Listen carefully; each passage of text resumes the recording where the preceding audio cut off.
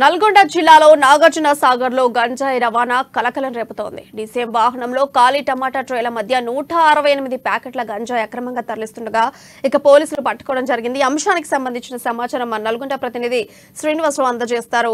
శ్రీనివాసరావు, చెప్పండి, అప్డేట్స్ ఏంటి? నల్గొండ జిల్లాలోని నాగార్జున సాగర్ సమీపంలో జరిగినటువంటి చెకింగ్ లో పూర్తి స్థాయిలో ఒకసారిగా పట్టుబడడం జరిగింది. దీనికి సంబంధించి పోలీసు ఉన్నతాధికారులు ఇప్పటికే తనిఖీలు నిర్వహిస్తున్నారు. దీనికి సంబంధించిన అధికారులు ఎవరైతే ఉన్నారో వారిపై కూడా దర్యాప్తు చేయడం కొనసాగుతుంది. ఇక్కడ గతంలో కూడా తెలుగు రాష్ట్రాల బార్డర్ అయినటువంటి నాగార్జున సాగర్ సంబంధించిన సమీపంలోనే ఈ సంబంధించిన రవాణా జరుగుతున్న క్రమంలో నిఘా ఏర్పాటు చేయడం జరిగింది.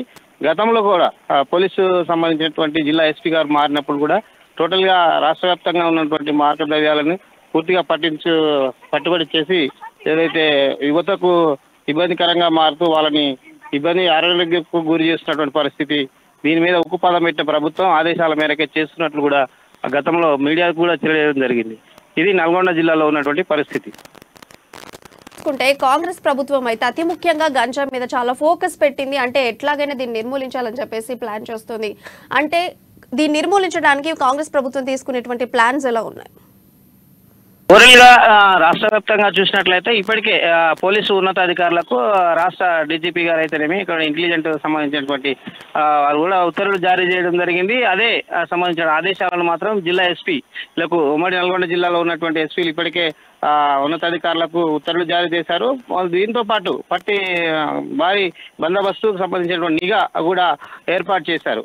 ఉమ్మడి నల్గొండ జిల్లాలో చూసినట్లయితే కోదాడు, ప్రధానంగా తెలుగు రాష్ట్రాల బార్డర్ అయినటువంటి కోదాడు సంబంధించిన ప్రాంతంలోనూ, ఇటు నాగార్జున సాగర్ సంబంధించినటువంటి కూడా తెలంగాణ రాష్ట్రాలకు సంబంధించిన బార్డర్ గుంటూరు, మాచర్ల సంబంధించినటువంటి పరిసర ప్రాంతాల నుంచి నేరుగా హైదరాబాద్ పోయడానికి ప్రధాన రహదారి.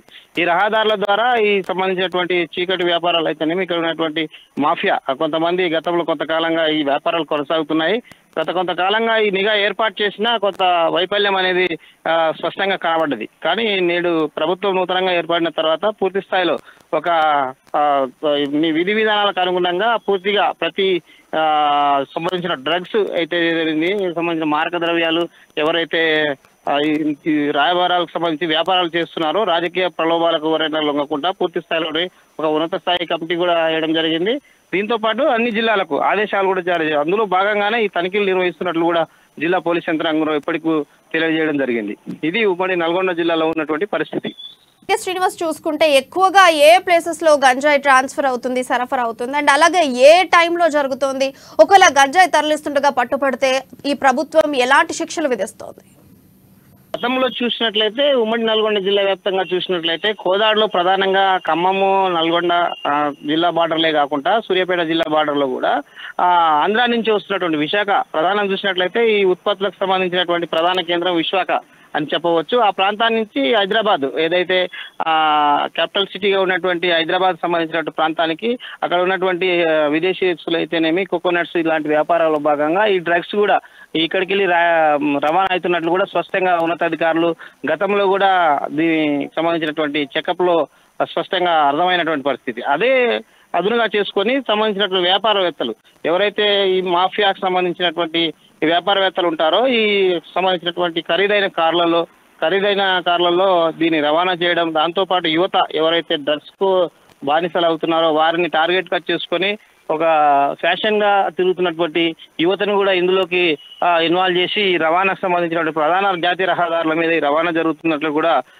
పోలీసు వాళ్ళు ధృవీకరించారు. అందులో భాగంగానే ఉదయం కానీ నైట్ లేట్ టైంలో ఈ రవాణా చేస్తున్నట్లు కూడా స్పష్టంగా అర్థమైంది. దీనికి సంబంధించి జిల్లా సంబంధించినటువంటి పోలీస్ నిఘా విభాగం ఎప్పటికప్పుడు సీసీ కెమెరాల ద్వారా సరిహద్దు బార్డర్ల ద్వారా పూర్తిగా నిఘా ఏర్పాటు చేశారు. ఈ వ్యాపారాలు గతంలో కూడా జరిగాయి. కానీ ఈ ప్రభుత్వం వచ్చినాక కొంత బందోబస్తు మధ్య నిఘా ఏర్పాటు చేసి దీనికి సంబంధించినటువంటి పూర్తి చర్యలు అయితే చేపడుతున్నట్టు తెలుస్తుంది. శ్రీనివాస్, ఇప్పుడు చూసుకుంటే గంజాయిని ఎక్కువగా ఎక్కడికి ట్రాన్స్ఫర్ అవుతుంది, ఎస్పెషల్ అందులో యూత్ ఇన్వాల్వ్మెంట్ ఎంతగా ఉంటుంది? అండ్ ఇంకొక విషయం ఏంటంటే నల్గొండ జిల్లాలో ఏదైనా ఒక చోట గంజాయి మొక్కలు పెంచినటువంటి ఆనవాళ్ళు ఏమైనా కనిపించాయి? ఇట్లాంటివి ఏమైనా కనిపెట్టడం జరిగిందా ఇది వరకు?